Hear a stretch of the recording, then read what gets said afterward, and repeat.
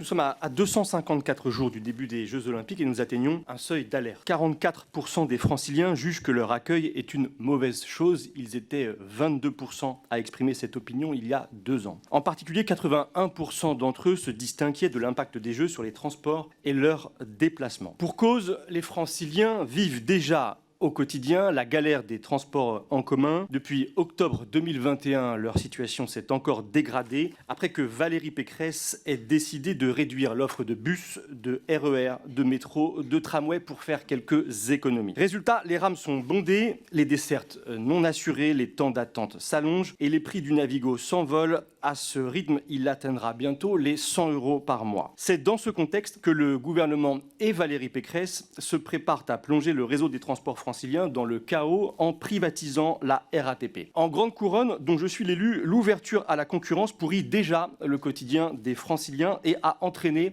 la destruction des droits sociaux des salariés du transport. Elle nourrit une crise de recrutement désormais chronique. Il manque aujourd'hui 1061 machinistes à la RATP. Pendant les Jeux, la région accueillera 16 millions de touristes et le réseau de transport en commun devra absorber 500 000 nouveaux usagers quotidiens. Valérie Pécresse, la présidente d'IDFM, promet une offre augmentée de 15% par rapport à l'offre d'été habituelle.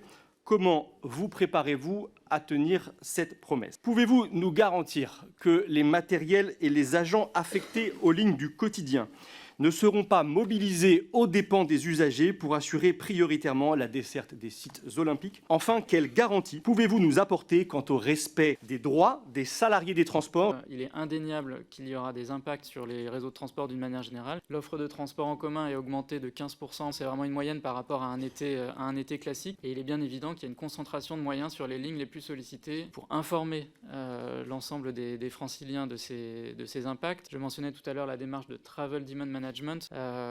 L'idée, c'est qu'il faut aussi qu'on puisse jouer sur la demande de manière ciblée aux endroits et aux heures les plus chargées. Ça peut passer par de l'incitation à du télétravail, ça peut passer par de l'incitation à changer de mode de déplacement. Donc nous comptons jouer sur l'offre d'une part, mais aussi sur le levier de la demande.